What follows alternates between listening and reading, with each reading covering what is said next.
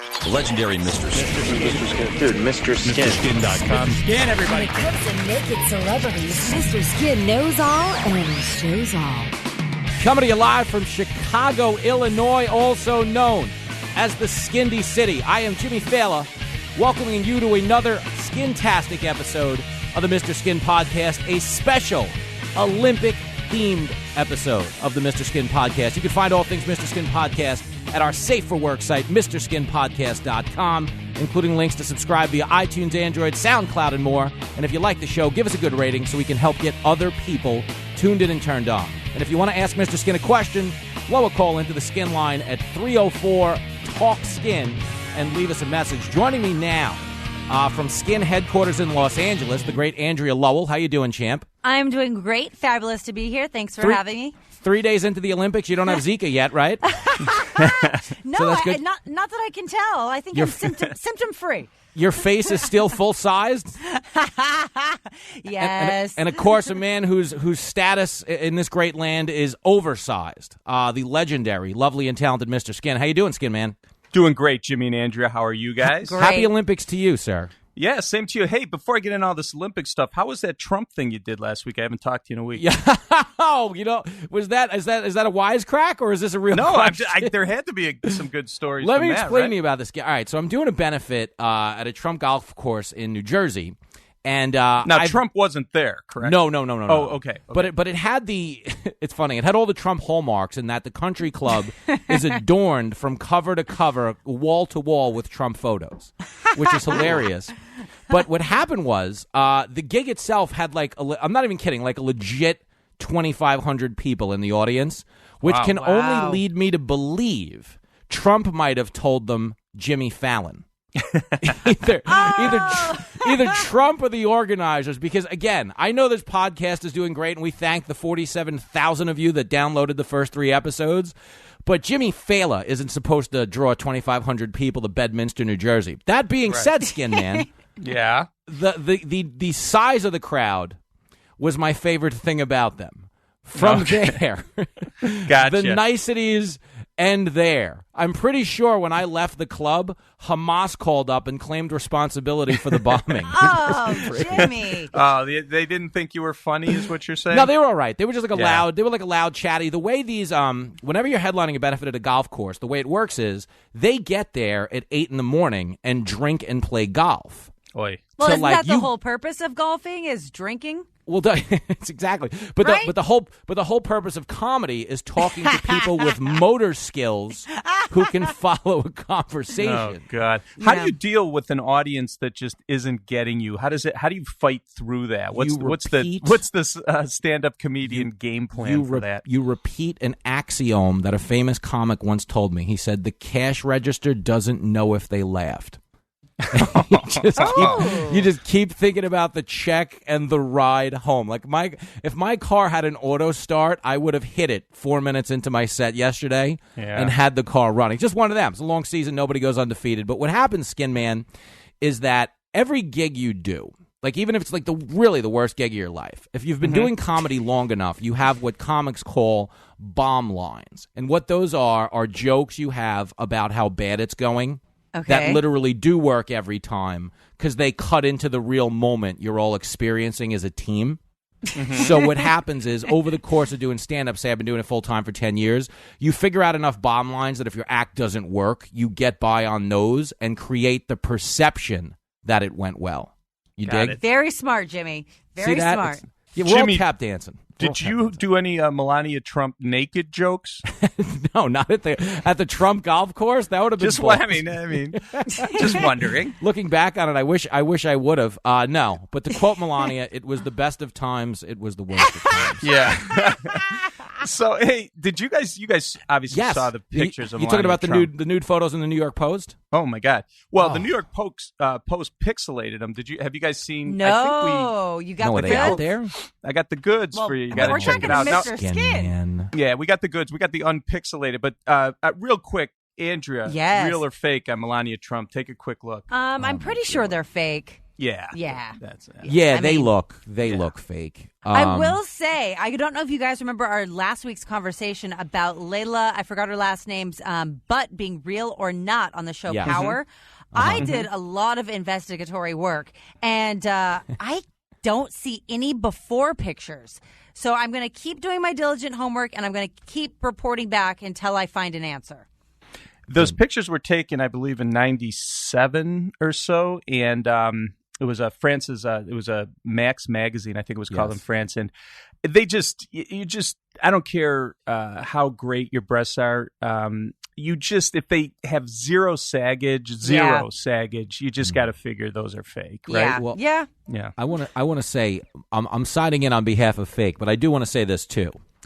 Whoever is, and again, we're not political experts on the show. We don't know what we're talking about. but I do want to say this as a strategist. If someone is leaking these photos because they think they will hurt his campaign, nope, they are gravely mistaken. I agree. There is no way these photos are costing him votes. There's just no way. No, but it was cool. I mean, it's cool. Like, I remember when I was a kid, it was a big deal because these Hustler posted pictures of Jacqueline Kennedy Onassis nude. It was like 1972 when she was with Aristotle Onassis, and she was skinny dipping naked in a photographer took some pictures of her, and then they first aired, I think it was in Screw magazine in black and white, and then Larry Flint, who always went the extra distance, bought the color versions and put them in his magazine. I think it was the August of 1975 edition of Hustler, and I mean, as a kid, I remember grabbing my dad's Hustler. That issue sold. It was incredible because it was a first lady naked, and this is not quite to the Jackie O level, but this is about as close as it gets to that. Yeah, I will say Melania is hot. Melania is there's fine. no question about it. She is banging. I mean, she's her body, outrageous. She's ridiculous. I mean, but I think we could all agree. I think we could all agree her breasts are about as real as Donald's hair. Hey, shots fired. I have a feeling though, if someone actually asked Melania, she might admit it, whereas Trump will never admit that that's a piece or a comb. I don't even know what that is. This is that's really funny. Well, anyway, she is. She's a gorgeous Bond girl. She's a Bond girl. She's a beautiful woman, no question. So it's kind of cool in that. And I didn't, when I was last week, I had so much TV stuff to get to. I never got to Melania pics. So I just wanted to make sure you guys saw them. But listen, it's the weekend where the 2000 Olympic Games started in Rio, and they had the opening ceremonies on Friday. Good day ever. Yeah. And today I wanted to do kind of a special Mr. Skinlympics version of the podcast. And, there's been so many great celebrity nudity tie-ins to the Olympics through the years. And some of this stuff I'll talk about with you guys today. You're going to know the players, but I guarantee you that the stuff I have, Jimmy, that will cause a poll vote in your own pants because really today's show, I got some one of the things I want to talk about is one of the most anticipated nude scenes of 2016, and it actually has an Olympic tie-in, so that worked great, and some other great stuff that I've always wanted to show people that actually involved the Olympics, but never been able to work it into anything I did on the radio. So some really cool stuff to talk about in regards to the Olympics. So a special Mr. Skinlympics version of the podcast. Excellent. Today, so. Excellent. By the way, are you guys going to watch the Olympics? What's your game plan? I watched the opening ceremony. I turned it off when that guy jumped in the water and died of poisoning. I've been reading. This isn't for the kids. Yeah, I've been reading about that. It's pretty brutal. What did they say? You can't even swallow like 2 teaspoons or something. Yeah. But I was thinking about this. Mm-hmm. My most sexy event when I watch the Olympics has to be that girls' beach volleyball. Yeah. Oh, because the girls are so hot. Yeah. Oh, my God. Well, those asses are like perfect.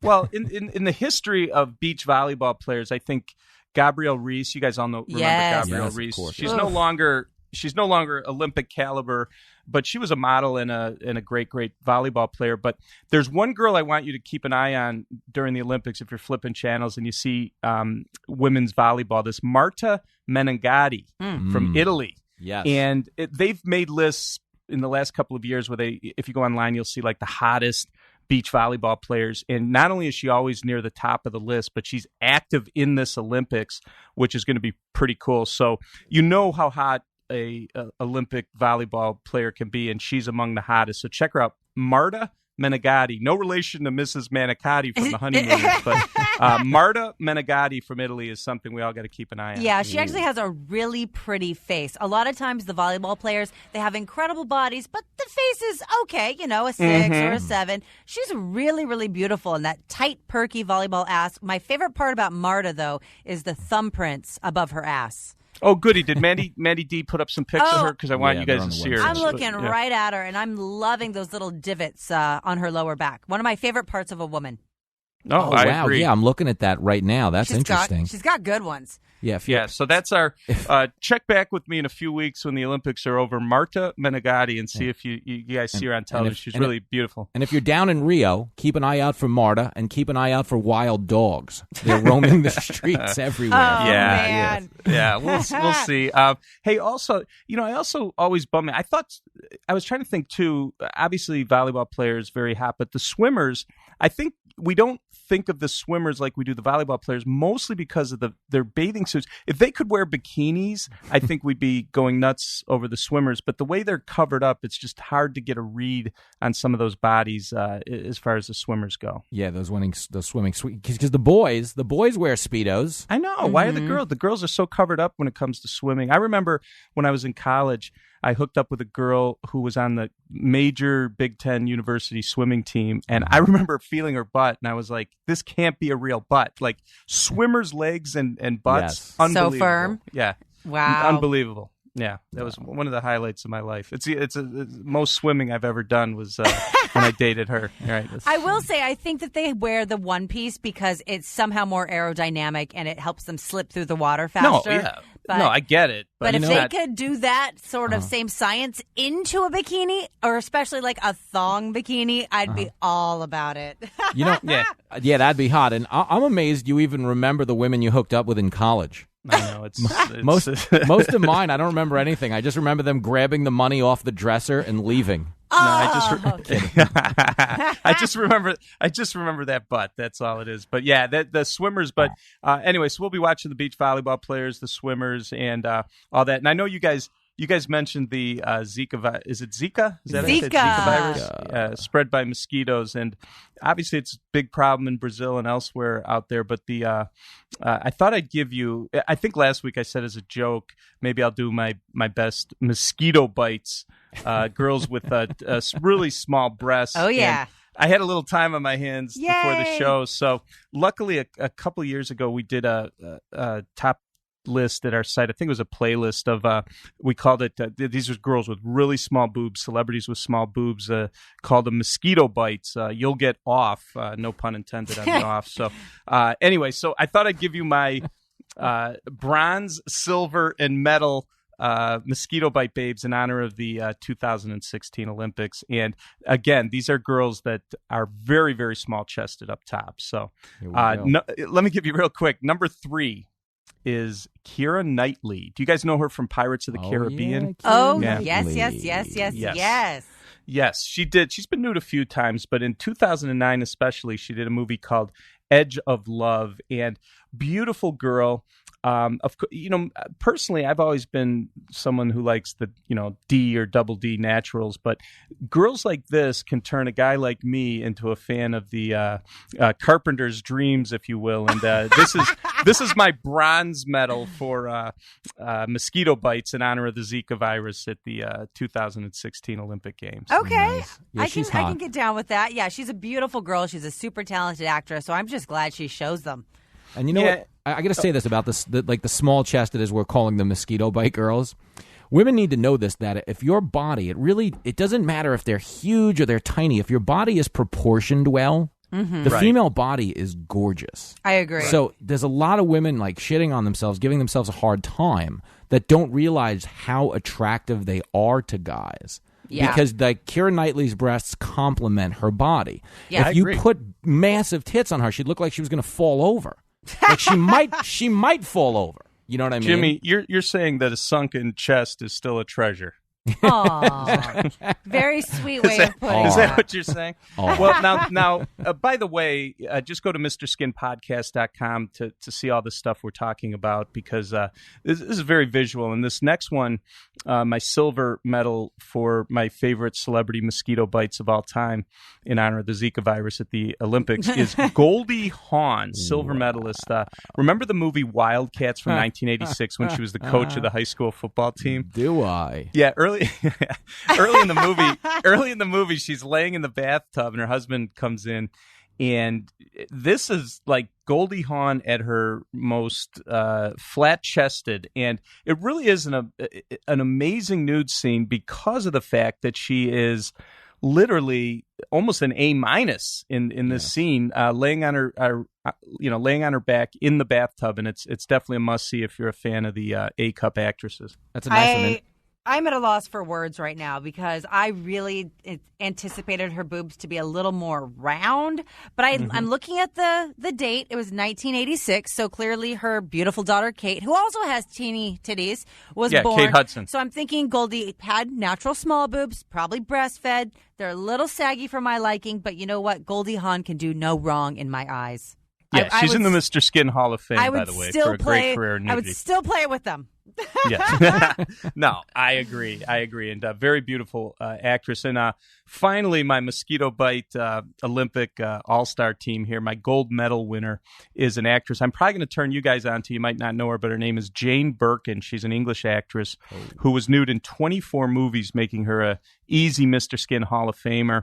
She's probably best known. She did a movie. I know our traffic, the people that come to MrSkin.com love a movie she did in 1973 with Brigitte Bardot, a really hot lesbian scene in a movie called Mrs. Don Juan. Ooh. And if you like flat-chested beauties, you will love her. My all-time favorite mosquito bite topless scene, Jane Birkin, and in any movie you choose. But what a beautiful actress. Yeah. I look forward to seeing her on the Wheaties box next month. Now that she's won this gold. Yeah, well, she's actually the mother of. Do you guys know her here? Charlotte Gainsbourg. Does that ring a bell? That's Jane Birkin is Charlotte Gainsbourg's mother, but Charlotte had a little bigger boobage, but Jane Birkin definitely you know what's funny? The mosquito list. This photo, it looks modern in that she has bangs. Like she has a very today haircut. Mm-hmm. In the shot you're looking at from Mrs. Don Juan on the website, and that was 1973. Yeah, isn't it amazing? I was just looking at that and thinking to myself, "Wow, this is like a total 2016 shot." Except if it was 2016, she'd be taking a selfie. This wouldn't be a side naked photo. This would be a front selfie. Yeah. Do you, Jimmy, in your career of working the streets, were you ever with an A cupper? And like out on the town? Yeah, absolutely. Yeah. A few. And you want to know what they appreciate? An A cupper really appreciates you paying attention to her tits. You know, that's a great point. I agree with that. Lesson to all the guys. If you get an A cup, treat it like a D cup. She will love you forever. Yep. That's good advice, Jimmy. Talking to a goddamn professional here. Excuse my language. I get a little fired up. Your glass is always full. You know, is your motto. You have me racking my brain, though, because, I've been with plenty of chicks, too, and I don't know that I have ever been with anything less than a C. What? Wow. That's impossible. I'm thinking. I'm racking my brain. No pun intended. I will. I will search deeper and see if anything pops up. But if anything, please let us know if you've been even with a B cup. I don't even think I've been with a B cup. I mean, that's incredible. I mean, we've all been with multiple partners in our lives, but nobody could say that every person they've been with was C or above. That's legendary. It is pretty legendary. But I think the reason is because typically I've only had, sex with Playboy models. Mm-hmm. And they're traditionally larger breasted.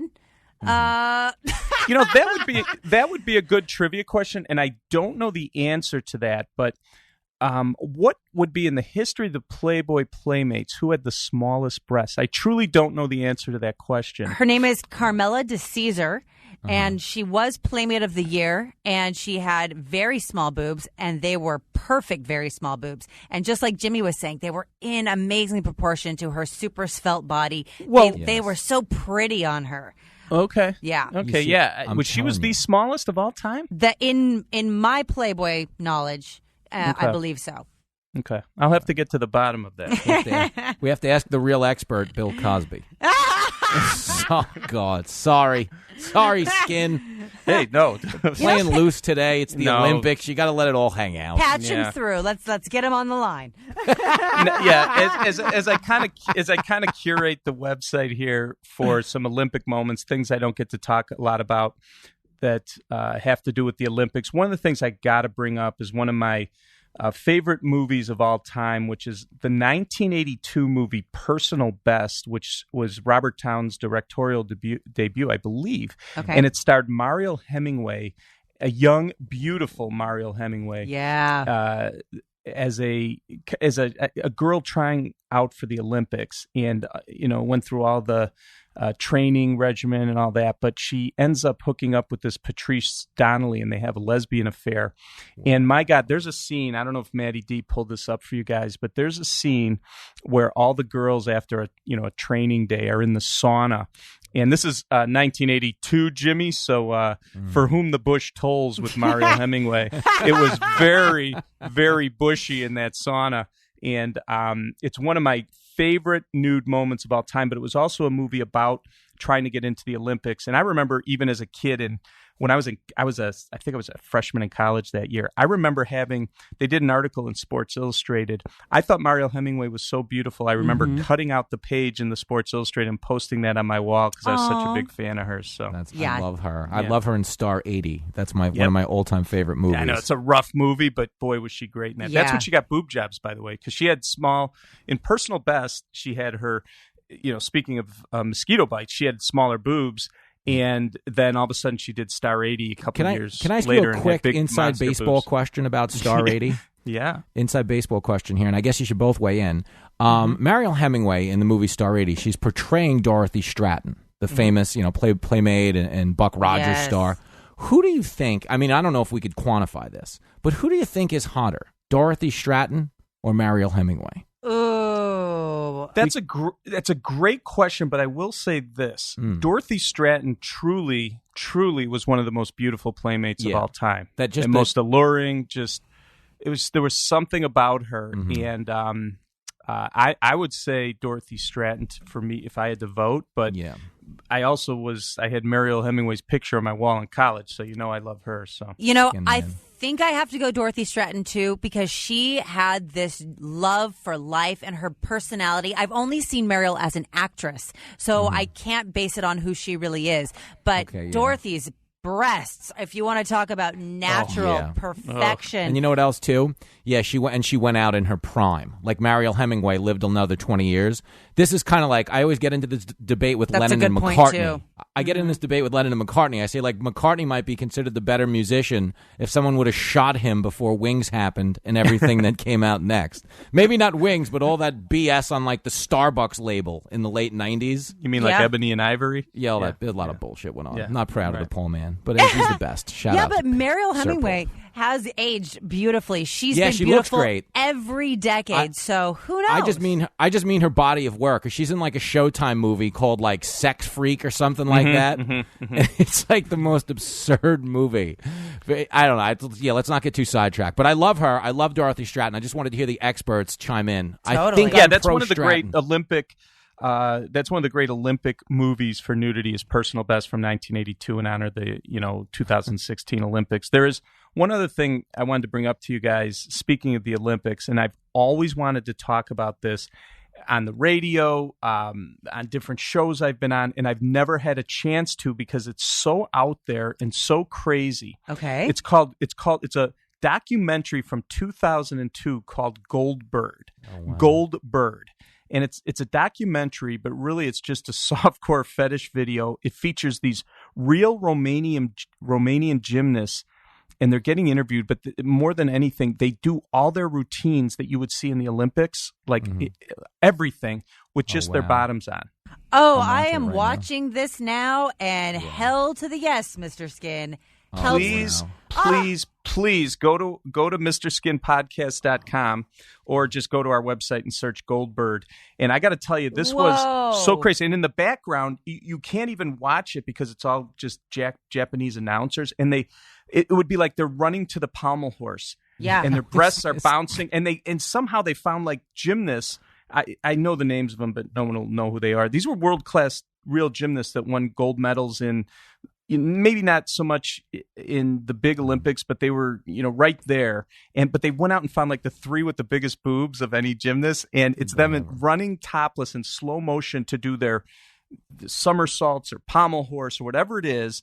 It is the most fascinating thing to watch. And it's all Japanese in the background, so you don't even know what's going on, but it's still amazing to watch. Well, I can guarantee you my volume is off as I'm watching this, so let me just let everyone else know. Do the same, so you don't have to worry about the Japanese announcers. But yeah, I'm watching floor routines. I'm watching vaulting. I mean, that thing where you swing with where your hands are all chucked up and you're swinging on the poles. The uneven bars. The uneven bars to see. A girl, a real, Olympic caliber athlete with big boobs doing this with no top on is fascinating to watch. And the girl on the uneven bars, her boobs are huge. And to see them just flopping around like that, it's so magical. We're so used to seeing gymnasts either completely flat-chested or their breasts are so compressed because they not only wear that super tight leotard, they wear a really compression sports bra underneath. Yeah. So this is just beautiful to see them flying around in their glory.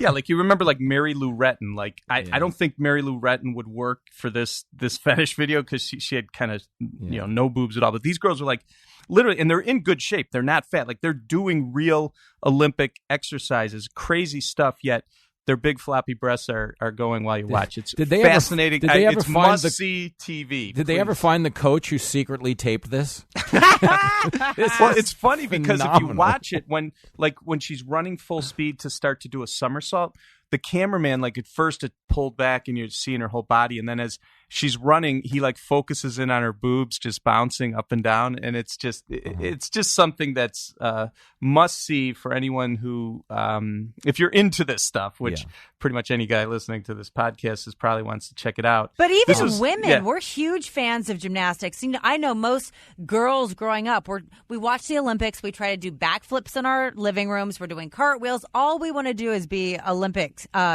gymnasts. Sure. So I think just watching this, if you enjoy the female body and you like gymnastics, anyone will love these. These are Andrew, fantastic. if you did a somersault topless, would that hurt? With your boobs and stuff. Explain how that would work. A somersault, or a cartwheel or whatever. Wouldn't that hurt? No, Andrea, when you explain it, talk slow. So a somersault, maybe because you're rolling on the floor, and if there's any pressure from the floor. But no, a cartwheel, absolutely not, because the boobs aren't being shaken violently. They're just kind of going with the flow. I will say, if your breasts are tender due to some sort of cycle going on, then maybe. But no, breasts are really not naturally tender. You have to really kind of squeeze them. You need to tenderize them. Yeah, right. Yeah. They're not like the precious nuts that we avoid. Yeah. So basically, what I'm saying here, if you want to watch amazing, gorgeous Romanian gymnasts with big breasts run in slow motion with Japanese announcers, I got the documentary for you, Goldberg from 2002. It's fantastic. The clips I've seen just make me want to see more. I swear to God, this has been at my website since 2003 when it came out on DVD. I had no idea. I've been I've had no way to show it to people. It's so, it's so targeted. I guess it was I just had no way to really present this either, on radio and interviews or anything. So hey, with the Olympics, what better time to show Goldberg? One of my favorites. No, absolutely. You did a good thing. You deserve the gold for this. Just a heads up, my child, Lincoln Fela, age 7, I have a big, I think I told you this earlier, I have a big event to get to right now. Oh, that's right. I forgot. The chopper has just landed on my roof. I didn't know you had a helipad. You're balling like that, Jimmy? I'm balling hardcore. I've listened 4 it. episodes into the Skin podcast. Just lives are being changed. Mr. Skin, you are changing lives one podcast at a time. I feel like it's funny, but, I'm in full parent mode because I'm going to get Lincoln and leave now. Can I leave you 2 kids home alone? Are you going to be okay to finish the show? Jimmy, I go think we for can it. manage. Go for it. You We'll be fine. All right. We'll be fine. And thank you so much. And I have one other cool thing to talk about. But Jimmy, you could catch it when you download the podcast. And of course I will. And I left $20 on the counter. Get some pizza. Okay, guys? Oh, you're so kind. All right, Jimmy. Guys. Have a good time, and we'll talk next week, man. You guys. See ya. See you next week, everybody. You got it. Definitely. Bye, love. So that's cool. So I never have to turn it off. It's so funny when someone, you probably experience this too, Mr. Skin, as a parent. It's like you have to leave your work at work. I'm sure, Jimmy's not going to go pick up his kid and then start talking in the car about, me and Mr. Skin and Andrew, we're talking about naked Olympians doing floor routines. Yeah, well, I can't come home and be disappointed when someone was supposed to be nude and then we find out it's a body double. I can't come home and be depressed in front of my children. Yeah, I was joking. Like when I did that Showtime thing where I flew out to LA and I'm hosting this thing. It's going to be on Showtime in September, and it's like my kids can't even watch the damn thing. I'm on television. So yeah, I'm definitely a guy that doesn't take his work home. What are you gonna do?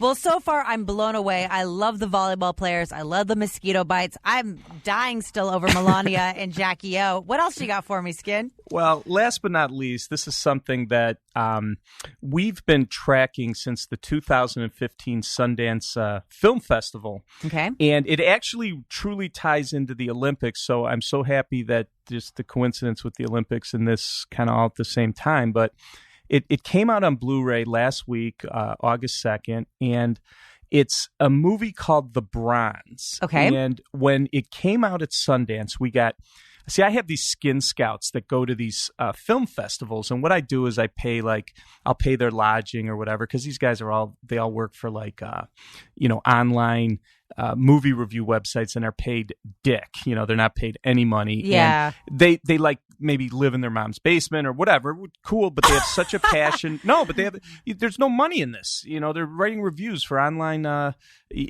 online. Yeah, there's no money, but they have such a passion for it, and I appreciate that stuff. And what I'll do is I'll say like, hey, I'll pay. You go to Sundance, you get yourself there, pay for your meals, but I'll put you up somewhere for 4 or 5 days. But what I need you to do is when you're watching all your movies, I need you to report back to me on who's naked, how far into the movie, what happens. And I got a couple guys that are real loyal and do a great job. So when this movie came out at the 2015 Sundance Film Festival, I'm getting reports like, oh my God, greatest nude scene in the history of movies. It's Melissa Rauch, who plays Bernadette on The Big Bang Theory. If you know that show, she's been on it for like 7 years, I think. She's so popular with geeky guys, especially now. She is not Kaylee Cuoco, but the blonde, the other that has blonde, kind of the high voice on there with the glasses and the big boobs. Yeah, and it's something about guys, and believe me, geeky guys are big at MrSkin.com. I love them, but it's like they are so passionate about their TV babes. I remember when I first started the website, Marina Sirtis, I had dug up some movies that people didn't even know she was nude in. She played Counselor Deanna Troi on the Star Trek TV show. And she did a movie in '84 called Blind Date. By the way, that Kirstie Alley was also naked in kind of a cool flick. And then I also posted, when I launched my website in '99, from this movie called The Wicked Lady, where she went full frontal. In the first year or two of our site, Marina Sirtis was one of the most searched actresses at MrSkin.com because of this cult following from all these sci-fi dudes. Wow, yeah. So I totally get the why these guys are so into Melissa Rauch, because it's definitely Big Bang Theory's more of a... It's a cerebral show. Yeah, but it's definitely more of a geeky crowd that loves that. But that's totally cool. So anyway, now I'm getting reports that girl Melissa Rauch, that's never been nude, that has all that huge fandom, has the most... she plays a girl in this movie that won... It's called The Bronze, and she had won a bronze medal in the 2004 Olympics. But now, she's been on like Dancing with the Stars, and she's trying to cling to that little bit of celebrity she has, except that it's all kind of going downhill. It was 12 years ago when she was in the Olympics, and she finds this girl who is kind of an up-and-coming gymnast, so she's going to train her for the Olympics, and she's still bitter about her career being over. So it's a comedy, like a dark comedy, but... There is a scene in here where it's supposed to be Melissa Rauch, and she is doing it's with another guy where it literally is one of the craziest sex scenes ever filmed, and I'm not exaggerating, and it's one of the most graphic I've ever seen for an R-rated film. And you have to watch the video of her and this guy. They are doing flips and like all this all these actions it's that are acrobatic to the max. I'm watching it. Are you watching this? I'm watching it. It is hilarious. It's sexy. I mean, it's like they have all these different gymnastic type of apparatuses and routines going on. I'm like, how does she have rings to hang from out of the window? I know, that was funny, but no, it's literally so hilarious, but it's so But you got to sexy. understand that they're doing flips where she'll flip onto him, and then her legs will be where his mouth is right in her vagina. She is wearing just socks and shoes and nothing else. He's nude, and literally like they're 69ing. He's banging her from behind. It's the most, I'm not exaggerating, one of the most graphic sex scenes I've ever seen. But I kind of sensed from the description, and these guys aren't as good as I am at knowing body doubles and stuff. I kind of sensed, well, guys, this sounds great, but what you're describing to me, I'm guessing it's a body double, but I hadn't seen it. Well, it came out last week, and to give you an idea of why this was such a big deal, we had 8,000 customer service so far this year. Like I think it was 8,000 customer service questions in regards to movie things. Now, I'm not talking about billing or anything. I'm talking about where people wanted our opinion of something, wanted to know when something. Of the 8,000 customer service movie or television questions, 2,000, a quarter of them, were about Melissa Rauch in this movie, which is unbelievable. Yeah, wow. Unbelievable. So you can imagine why it was such a big deal when this finally came out. So we posted this at MrSkin.com. Like I said, the wildest sex scene I've ever seen. But we immediately knew that wasn't Melissa Rauch. It was a body double because really. You're gonna have to but sell me on this because the choreography. This is a full floor routine of fucking. Just the editing alone would be so miserable for the post-production team. You're really telling me that's not her? This was a post-production team that did a lot of work. Well, listen, and I hate body doubles more than anyone, but realistically, they were doing high-level acrobatics in the scene, like high level. And we found out right after this came out, this girl named Michelle Durstein we found out she was the girl who did all the nude stunt work for this scene. And she even tweeted about it, which was the big giveaway. She tweeted out that she did some really cool, sex acrobatic stuff in the bronze, and you'll love her work. But listen, now I'm the biggest Michelle Durstein fan because look at that body and look at the stuff they did in this scene. It really was a great moment in movie nudity. You know, maybe someone saw the gold bird and said, hey, let's get this girl to do this sex scene. Maybe she was one of the Olympic girls. Yeah, I don't know.